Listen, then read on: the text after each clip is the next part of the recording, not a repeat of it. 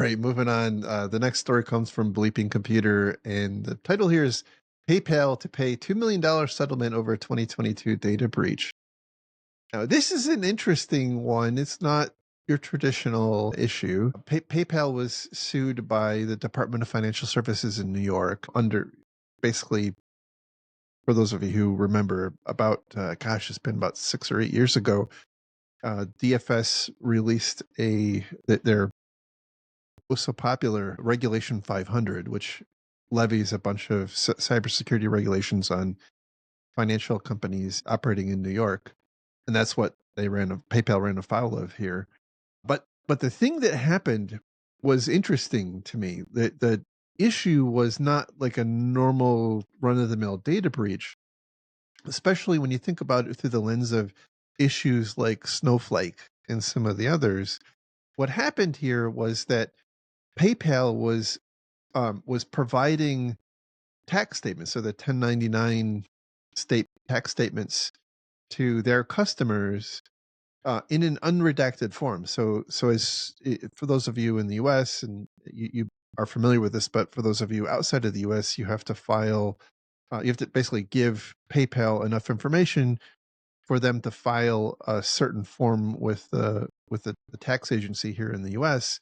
And that contains a bunch of sensitive information like your social security number, your address, and whatnot. Enough information that could be used to perform identity theft and whatnot. Anyway, that 1099 information was available in unredacted form if you accessed their website. But you had to be an authenticated user, so you might say, well, that doesn't sound so bad. Well, the challenge is that they weren't requiring two-factor or multi-factor authentication at the time, and they were also not monitoring for or managing brute force login attempts or password stuffing attempts. And so they had some number of customers who fell victim to having their 1099 information stolen by bad actors through kind of brain dead password stuffing attacks, which is basically a very fundamental set of requirements that this DFS requirement 500, DFS regulation 500 requires you to, mandate the use of multi-factor authentication and not allow unlimited login failures and whatnot. So it's an interesting take because, again, we saw issues like Snowflake,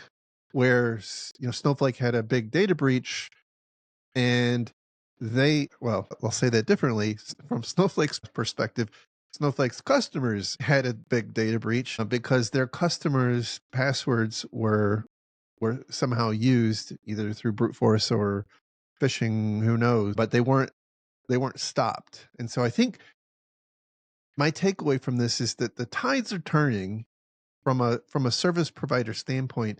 I think the opportunity to pin the blame on customers' bad behavior for companies like PayPal and now so far Snowflake has gotten away with it. But I think eventually things like Snowflake will not work. That they'll not be able to hide behind that in the coming years would be my guess. Interesting times.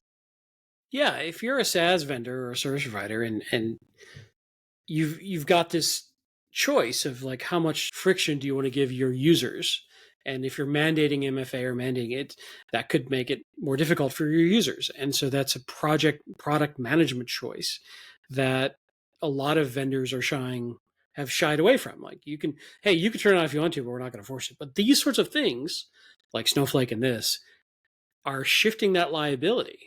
It feels like to me that the SaaS vendor is now on the hook for making sure that their customers don't do stupid things. Well, and stupid is harsh, but in this case, credential stuffing, 35,000 customer accounts. More than likely, these were reused account passwords that were found in data breach dumps, most likely, and they're just replaying them. So you've got a typical problem of customers reusing passwords in multiple sites, and bad actor gets that dumped password from another breach, attempts it, it works, they're in, they go to town.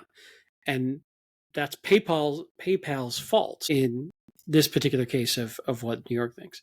So they said that PayPal took several remediation steps, masking sensitive data in the IRS forms, but that's kind of secondary to the problem in my mind.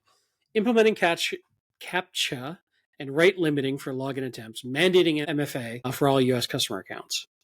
So it's interesting. I think more vendors are going to be going down this path, either forcing you to use some sort of enterprise SSO, if you're an enterprise customer of a SaaS vendor, if you have SSO, or MFA or something. Rate limiting seems like a no-brainer. You want to be careful with just like automatically locking out accounts though, because that can be used for like denial of service attacks. But if you do 10 bad password attempts in a minute or something, maybe I slow you down a lot and let you only do 1 per minute or 1 per 5 minutes. So, I don't know. There's options. It depends on the sensitivity of it. I think the thing that really got PayPal in trouble is their financial, and they've got just a higher standard of care there.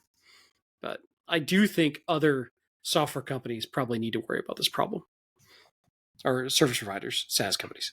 Absolutely. I think we're starting to see a shift.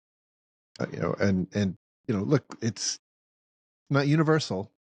So far, Snowflake has evaded, the fallout from that. But again, I think this is gonna evolve over time. And I think if you were to look back on this in 5 years or 10 years, I don't. I think most industries providers like this will be expected, whether that's enforcement actions by the FTC or the who knows, kind of unclear. But I really think the opportunity for companies to pin the blame on customers when customers do something that they should know arguably that they shouldn't do this.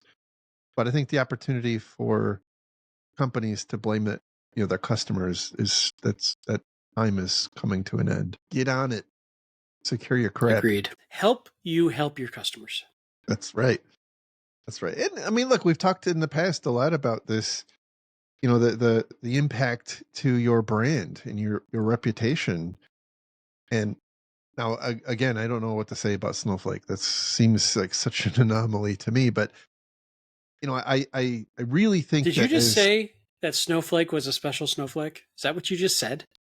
I think that is exactly what I said. As I think about it now, but there is this concept of of shared responsibility, and I that given time. Now, there are, by the way, there are contrary indications. There was a report recently released that says that companies who are breached are no longer looked upon as disfavorably as they once were. And so I suppose there's a bit of a tension there. But I really think that if you at some point, if you have a consumer based offering, or maybe even a corporate based offering, and you're not taking the responsible precautionary steps in how you have things configured by default, I think it's going to work against you. And by the way, like, it's just the right thing to do. So I don't know what more to say about it. If I were to play devil's advocate for just a moment, like this is an argument you hear a lot from in the early days of online banking. If their login password process was too difficult, they would lose non-sophisticated customers. And That's true. I get that. But if the entire into a competitor who wasn't enforcing it, but if the entire industry shifts, everybody's in the same boat. Which Very true. Yeah. Anyway.